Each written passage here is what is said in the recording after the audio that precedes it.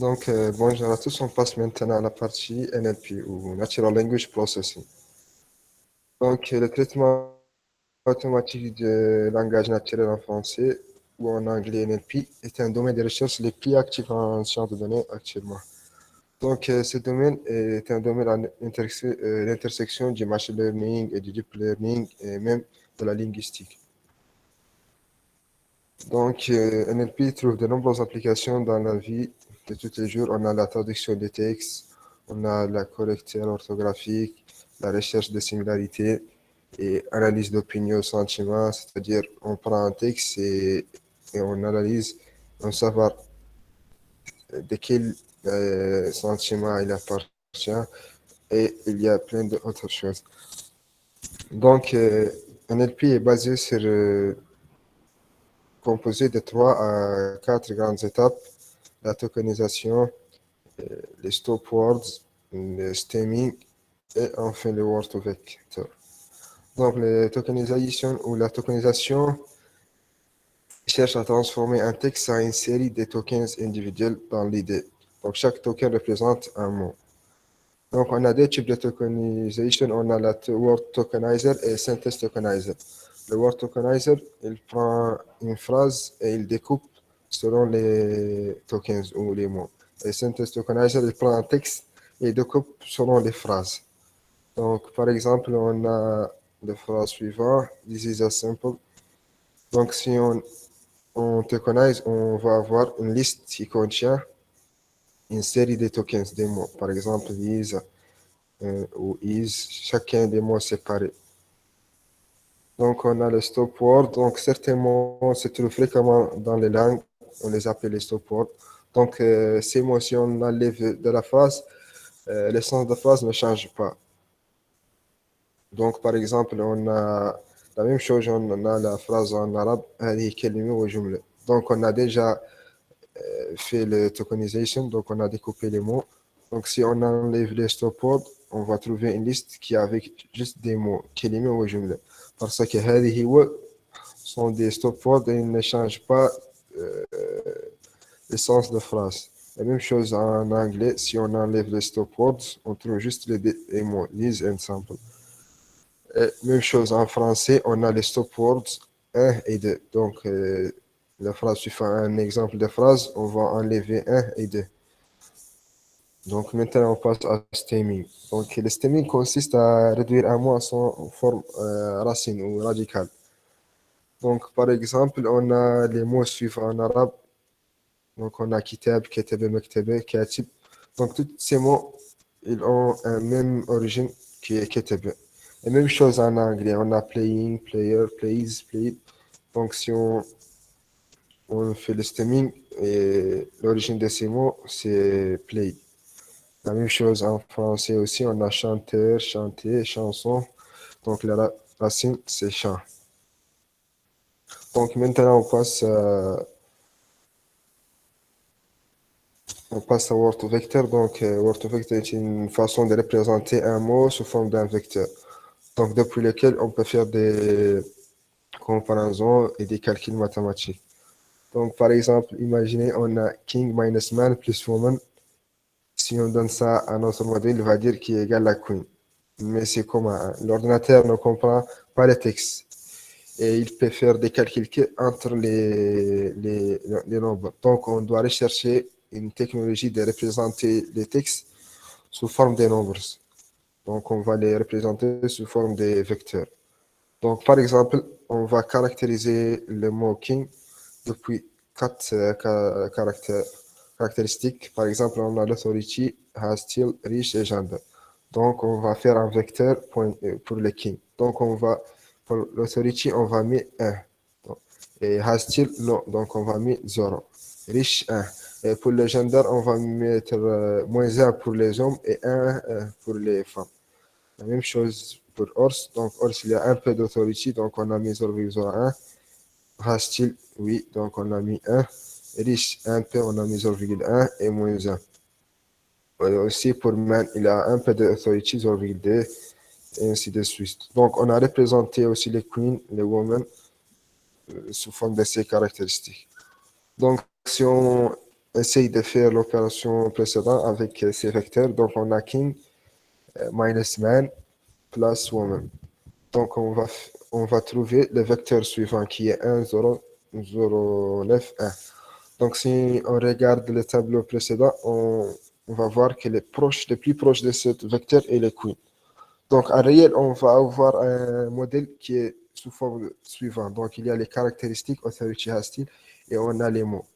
Mais en réel, les caractéristiques doivent être entre 100 et 1000. Donc, on va voir la longueur du vecteur, c'est le nombre des caractéristiques. Donc, entre 100 et 1000 caractéristiques. Donc, on passe maintenant à... Donc, en bref, ce qu'on a utilisé pour le word to vector, c'est on a déjà plus de 100 000 postes de Express. Donc, on a entraîné notre modèle à l'aide de word to vector avec ces articles. Donc, il va être très intelligent avec ces articles, surtout dans le domaine de presse. Donc, il va être bien entraîné et si on cherche la similarité d'un mot, on va le trouver. Donc, on a entraîné ce modèle avec le word to vector, puis on a avoir un modèle en final. Donc, ce modèle, on peut l'utiliser pour chercher des similarités, pour même tourner un vecteur.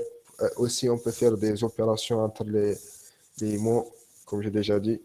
Donc, par exemple, on a une fonction dans le modèle qui s'appelle most similar. Donc, il peut nous donner les mots les plus similaires à un moment donné avec son score. Donc, c'est tout. Je vais donner maintenant la parole à mon collègue Hamza pour continuer.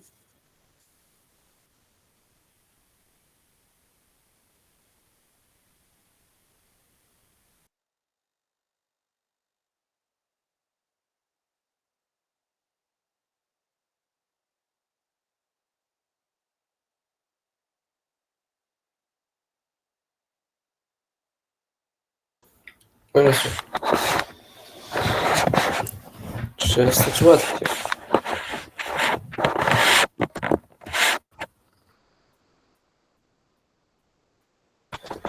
الصوت واضح. اوكي.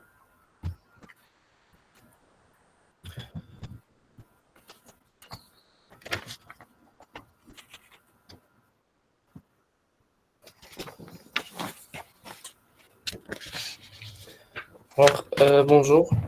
Aujourd'hui, je vais parler d'Elasticsearch. Ses concepts clés, son architecture et comment l'intégrer avec Django.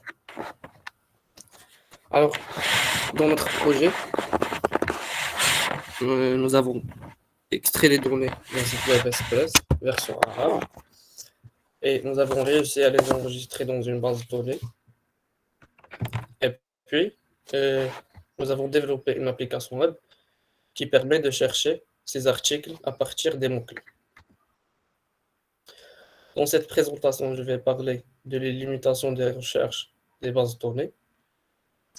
C'est quoi un Elasticsearch? Les concepts clés d'Elasticsearch, l'architecture d'Elasticsearch. Ensuite, j'ai fait dans la vidéo un mini-creux sur Elasticsearch pour se familiariser avec ces requêtes. Et enfin, je vais parler comment intégrer Elasticsearch avec notre projet Django. Alors, malgré que l'information est disponible à l'Internet, les clients et les utilisateurs ont encore mal à obtenir l'information dont ils ont besoin. Et aujourd'hui, avec le volume très important des données, l'approche la plus efficace pour faire la recherche de l'information, c'est l'indexation du contenu, qui consiste à utiliser des mots-clés, des index précalculés, pour retrouver l'ensemble de contenu qui satisfait les requêtes de clients. En 2005, Google a rapporté qu'il parvenait à indexer autour de 25 milliards de pages web. Et l'indexation de contenu n'est pas réservée que pour la recherche à l'échelle web. Grâce aux moteurs spécialisés tels que Elasticsearch, on a maintenant la possibilité de construire un système d'indexation de contenu qui existe dans le système source. Les moteurs de recherche sont de type particulier SGBD, auxquels les fonctions d'indexation et de recherche de contenu ont été ajoutées après. Par exemple, Elasticsearch est qui est non SQL d'indexation de contenu et qui est scalable.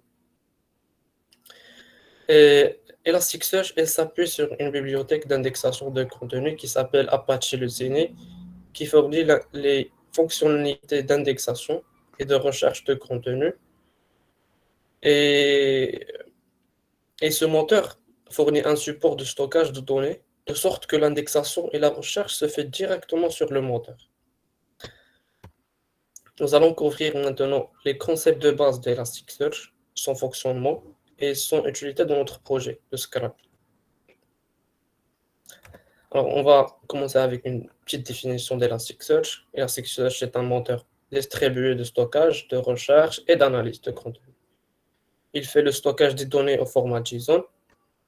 Donc, il est inutile de joindre un support de stockage.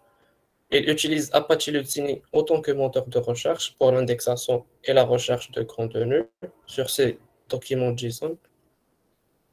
Et puis, il s'appuie sur le Logstash et Kibana pour faire l'analyse de contenu. Logstash, c'est un logiciel de gestion de log. Et Kibana, c'est une plateforme de visualisation des données. Elasticsearch, il est API-driven. Il utilise l'API REST, qui est accessible à partir du protocole HTTP. Et il utilise même les formats JSON, qui est aussi bien pour faire les stockages des données et pour renvoyer la réponse de ces requêtes. Ce qui rend facile à intégrer par d'autres applications et simple pour l'utilisateur et developer friendly. Et aussi l'aspect distribué d'Elasticsearch lui permet d'effectuer les recherches de manière parallèle et très rapide. Maintenant, on va parler pourquoi on a besoin d'un moteur de recherche. C'est quoi les limitations des bases de données? Dans une base de données, les opérations qui sont ponctuelles et régulières, ce sont les opérations de déplacement, de suppression, par exemple, copier une arborescence, faire des recherches de manière régulière. Donc, il n'est pas possible de distribuer ces requêtes sur plusieurs bases de données. Par exemple, dans cette figure qui est devant nous, on a fait une comparaison entre Elasticsearch et PostgreSQL, des requêtes simultanées, 10 requêtes simultanées. PostgreSQL peut faire que 5 requêtes par seconde simultanées. Par contre, Elasticsearch, il peut faire même 10 requêtes par seconde, qui peut aller jusqu'à 40 requêtes par seconde. Et de plus, il n'est pas la possibilité de chercher avec que des mots-clés. Donc on est obligé à intégrer un moteur de recherche avec une base de données. Maintenant, on va faire une comparaison entre les moteurs de recherche traditionnels et les moteurs de recherche d'aujourd'hui. Normalement, les moteurs de recherche du contenu sont déployés sur des moteurs de base de données, comme on a dit, pour fournir à l'application les fonctionnalités d'indexation et de recherche. Mais maintenant, l'exemple le plus signifiant, c'est Elasticsearch. C'est un moteur de recherche de contenu qui fournit à la fois un support de stockage en SQL et qui fournit les fonctionnalités d'indexation et de recherche de contenu et d'analyse. Mais pourtant, il faut garder en tête qu'il est déconseillé d'utiliser Elasticsearch comme un support de stockage principal. Car la plupart des bases de données, elles garantissent la CID, qui est l'atomicité, la cohérence, l'isolation, la durabilité, qui sont les 4 principes qui assurent que les transactions seront fiables. Alors, si on utilise Elasticsearch comme une base de données principale, on a un risque d'avoir des résultats incohérents et partiels. Par exemple, si vous avez fait supposons un personne A et personne B, un personne A qui est un vendeur et un personne B qui est un client. Par exemple, un client, il va payer le vendeur, il est pas, il a rien dans son solde. Alors, la requête, elle va pas réussir dans, pour le client, mais elle va réussir pour le vendeur, ce qui n'est pas cohérent dans le cas d'Elasticsearch. C'est pour cela. Et de plus, Elasticsearch, il focalise à mettre les données de manière de faire la disposition des données de manière en temps quasi réel. Donc, il est orienté rapidité plutôt que résultat parfaitement fiable. Ce qui signifie qu'on peut avoir des résultats qui sont incohérents et partiels. Par exemple, supposons qu'une base de données, c'est une voiture et Elastic, c'est une moto de course. Alors, il vous mène tout les deux dans dans la même direction. Par contre, l'un est lent et pratique et sûr, tandis que l'autre, il est rapide et dangereux. Donc, ça dépend de la tolérance du système. Mais d'ailleurs, ce qui est conseillé, c'est d'utiliser Elasticsearch pour héberger uniquement les données que vous aurez besoin pour chercher rapidement après. Et laisser une base de données et pour tout ce qui est besoin de permanence, transaction et cohérence. Maintenant, on va passer à les concepts clés d'Elasticsearch. Donc, on voit ici, on a le concept nœud index.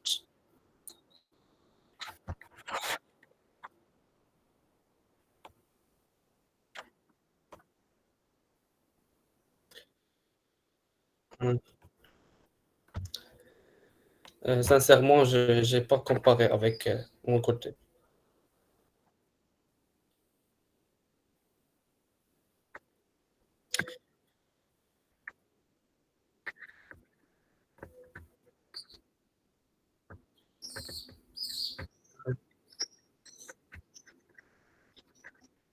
Ah, mhm,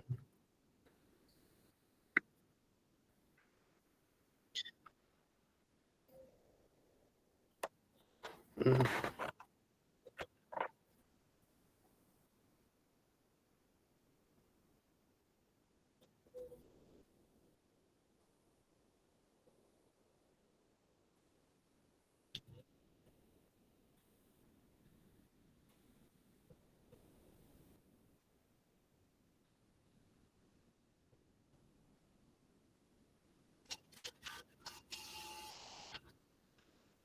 Ah, en fait.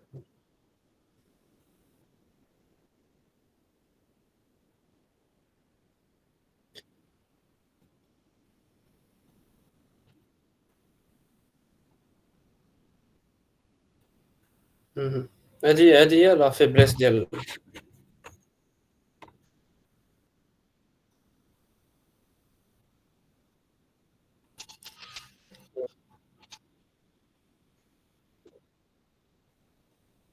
Mhm.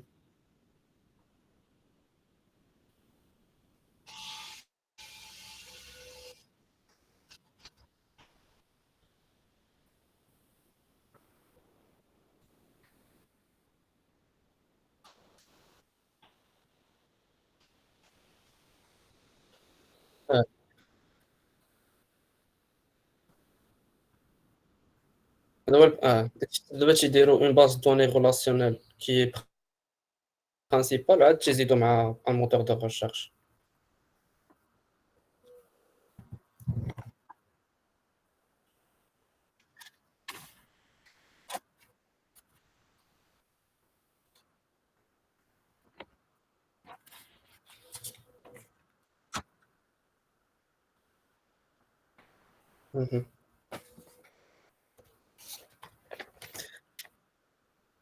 D'accord.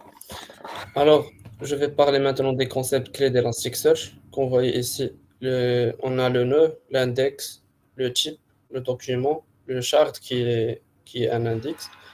Et le réplica, c'est une réplique d'un chart. Alors, le nœud, c'est une référence à une instance.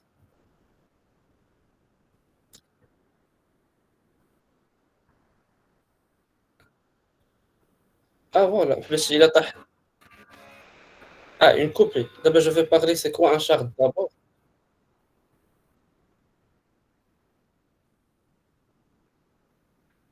Ah, c'est la même chose. Ah,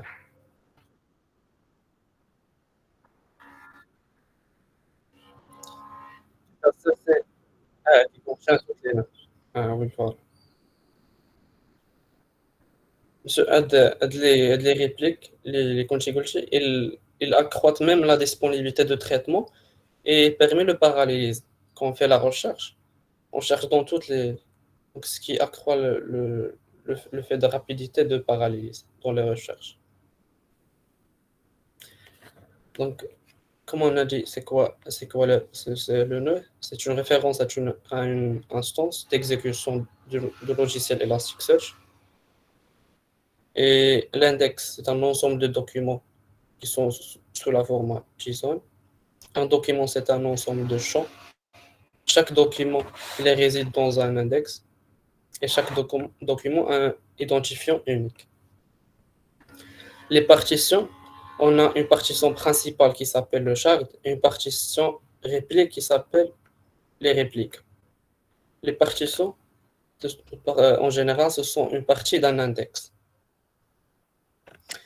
Et les index sont horizontalement partitionnés en shard, tout comme les tables du SGBD. Les documents JSON sont partitionnés par objet, par champ.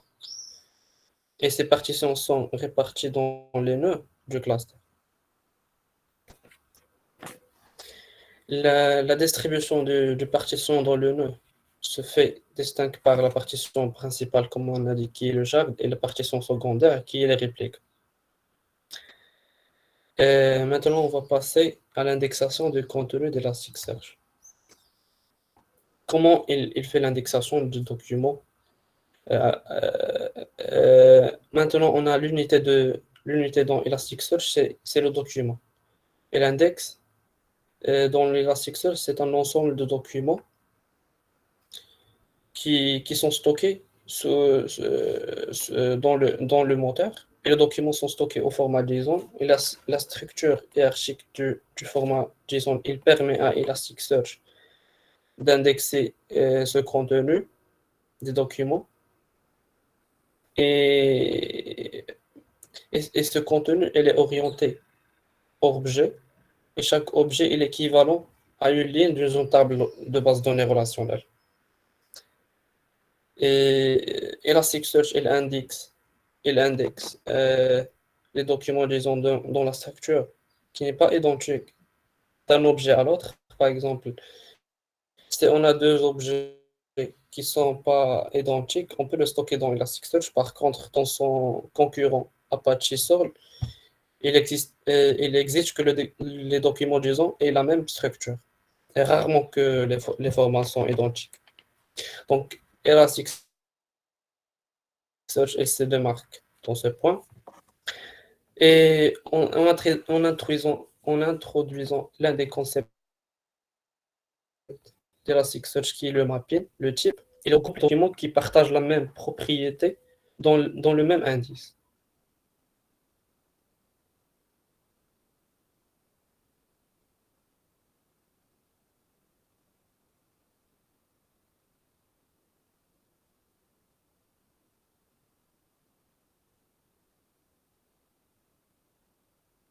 L'indice est comme un container.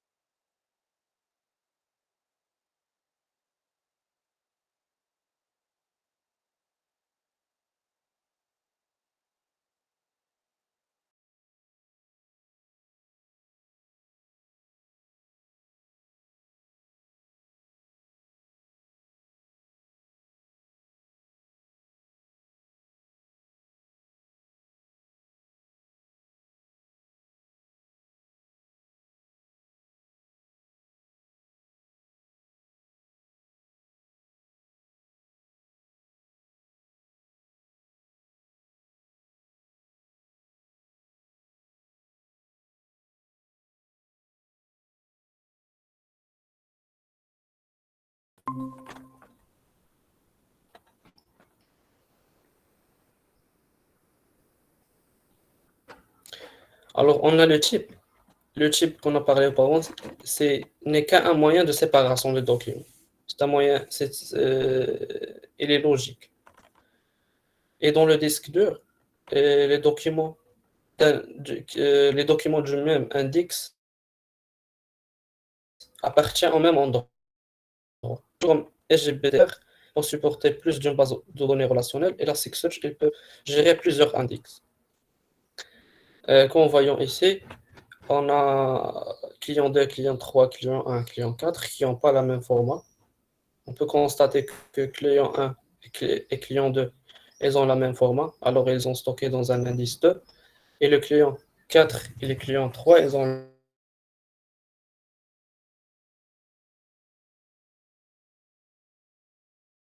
le même format, donc ils ont stocké dans l'indice 1. Ce qu'il faut garder en tête ici, c'est que les index ils sont indexés indépendamment les uns des autres, et le type, il limite pas les recherches. Parce que euh, parce qu'on a un cas qu'on fait match call, donc le type il n'intervient pas dans cette cas. Mais dans le cas qu'on précise un type, alors ici il limite la recherche. Euh, Convenablement un type recherche.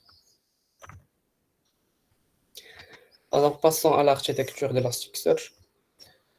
Quand on installe un Elasticsearch, on peut démarrer une instance sur machine, et cette instance, il s'appelle le nœud. Après la virtualisation, on peut démarrer plusieurs instances d'Elasticsearch dans la même machine. Et le cluster, c'est un ensemble, c'est un conteneur logique des nœuds qui sont en cours d'exécution. Et tout document qui arrive dans le cluster est placé dans un indice et divisé en partitions qu'on a appelées les shards. Et selon la méthode de round robin qui assure que toutes les partitions, toutes les shards et réplicants ont, ils sont équilibrés de taille. Et, et le processus de la division, il affecte à chaque partition un identifiant. C'est équivalent à couper une table relationnelle en blocs de lignes. Par défaut, Elasticsearch, il partitionne les documents à 3 partitions. Ces partitions sont répliques. Comme vous voyez ici, on a 0, 1, 2. Et par contre, on a un qui est shard et les autres, ce sont des répliques. On a 0, on a un qui est shard et les autres sont des répliques. Euh, la réplication, comme on a dit, elle assure la haute disponibilité du cluster et Elasticsearch, il désigne une réplique primaire qui est le char pour chaque document.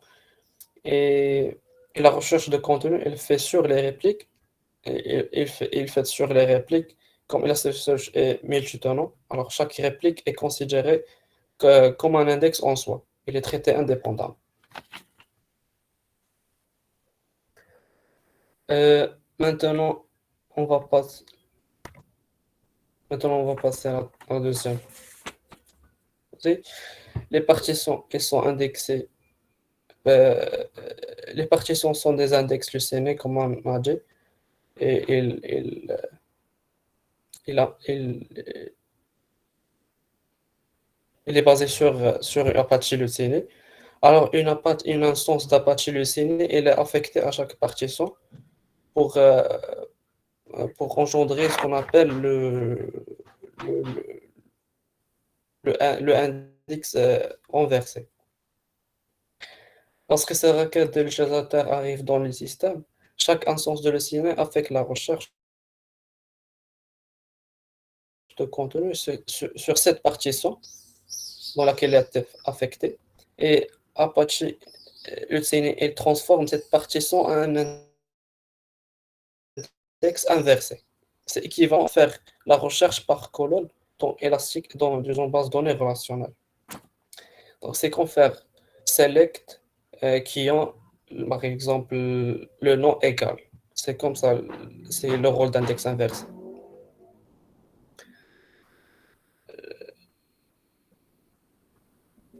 la recherche, elle se fait, euh, la recherche de contenu, elle se fait, euh,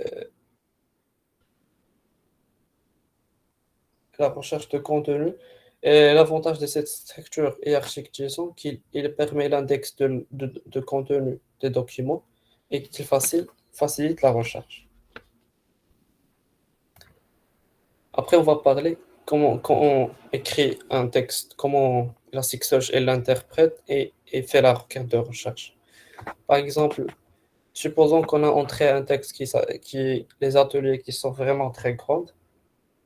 La première étape, elle va faire le filter, par exemple, transformer un A en un MA. Après, la deuxième étape, elle va faire la tokenizer. Par exemple, ici, elle va séparer les ateliers qui sont vraiment très grands, etc. Troisième partie, elle va éliminer les stopwords comme sont, qui, les. La quatrième étape, elle va tout transformer en minuscule. La cinquième étape, elle va faire le steamer. Et par exemple, elle va transformer atelier à atelier, grand à grand. L'étape finale, elle va faire le ASCII folder qui transforme trait à, par exemple, à trait sans accent.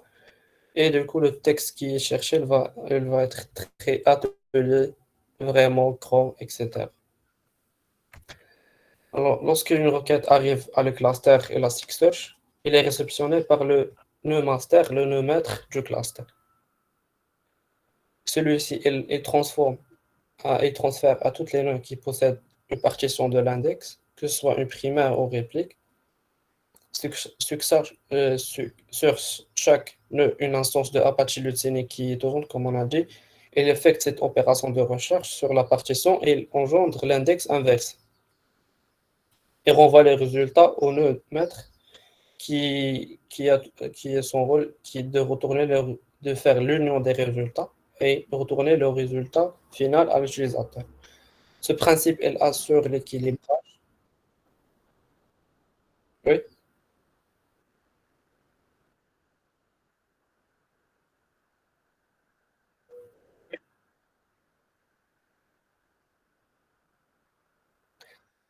Il contient les mêmes choses et les deux plus un au centre. Oui.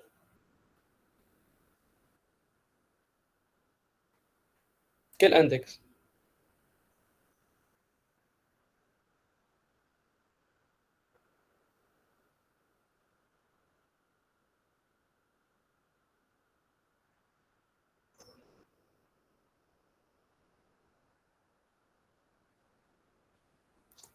Principalement, la recherche, elle se fait dans les chartes. Au cas, au cas où un problème, un problème dans les chartes, on passe dans les répliques. Par exemple, ici, la recherche, elle va faite sur 0 qui est charte dans le nœud 1, 1 qui est le. Par exemple, le nœud 3, il est tombé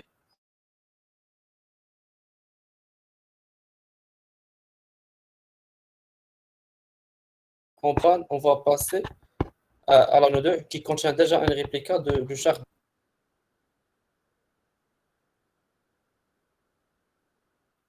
pour assurer votre disponibilité.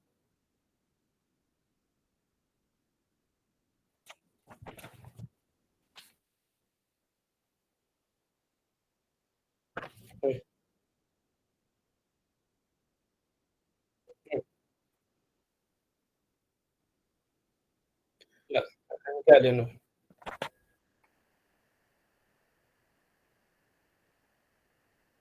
Oui,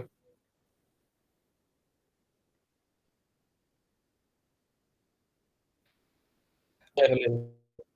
Ouais. Comme on a dit, Elasticsearch, il se met sa requête à une application à partir des API REST et l'envoie au nœud central qui transforme en nœud qui possède les partitions de l'index. Une fois les résultats, il est renvoyé au nœud central qui il fait l'union des résultats et retourne à l'utilisateur. Euh, Monsieur, ici, dans la vidéo, j'ai fait un creux. c'est pas la peine de le faire, je pense. Maintenant, c'est juste une insertion update get delete. Monsieur,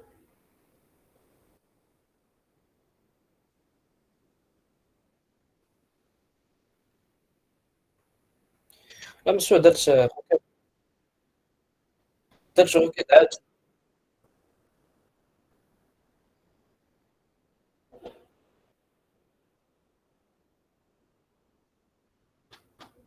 بالREST API.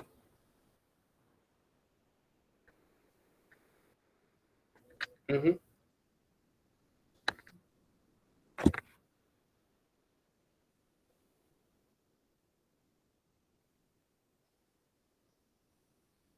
Non, j'ai aucune idée, ça va.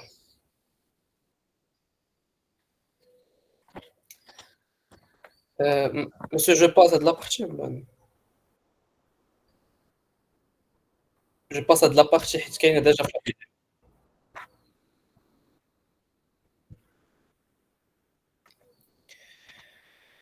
Finalement, on va parler comment on a intégré Elasticsearch avec Django. Initialement, il faut installer ces packages, Elasticsearch DSL et Elasticsearch euh, Django DSL et Django Elastic DSL DRF. Ensuite, vous pouvez installer ces packages à l'aide de pipe install avec le nom de package. Ensuite, il faut ajouter ces packages dans le champ installed app. Ensuite, il faut donner l'information à Django euh, où se situe ce Elasticsearch. Donc, dans le fichier setting.py, vous décrivez le port d'Elasticsearch. Ensuite, comment on va démarrer notre projet? Vous devez tout d'abord migrer comme on a dit dans notre projet, on utilise SQLite comme une base de données principale et Elasticsearch pour pour bénéficier de fonctionnement d'indexation et de recherche. Donc ici, pour migrer la classe Python à une table SQL, initialement, on va exécuter les deux commandes. Python manage.py qui, qui prépare les commandes SQL et Python manage.py migrate qui exécute ces requêtes SQL.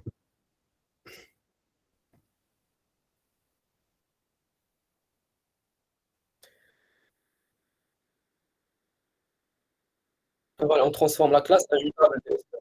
Ouais.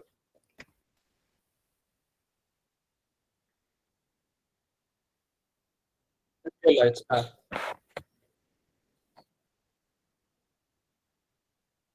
Hmm. Maintenant, comment Elasticsearch il stocke les données?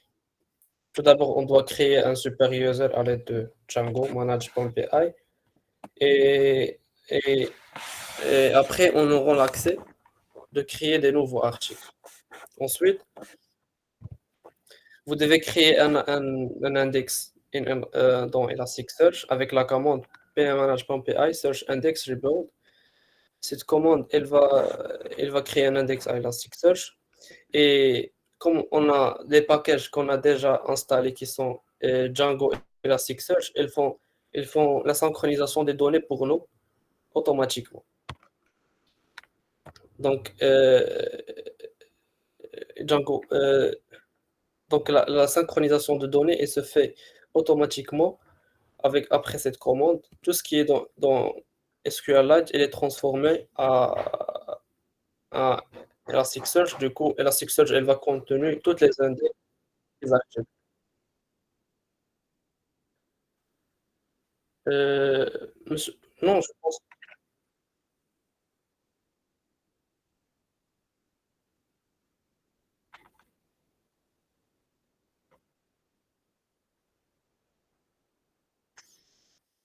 que les failles.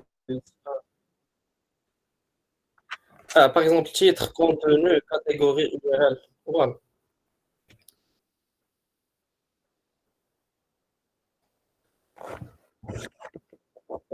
Finalement, monsieur, déjà Elasticsearch, elle contenu les fonctionnalités de Word to Vector, mais pour les langues qui sont morphologiques et polysthétiques comme l'arabe, l'allemand, le turc, et il y a beaucoup de limitations pour quelques recherches. Donc, on a opté pour ajouter une autre bibliothèque qui s'appelle Genzim pour, euh, pour renforcer cette recherche pour les langues rares. Et c'est tout. Merci beaucoup pour votre attention.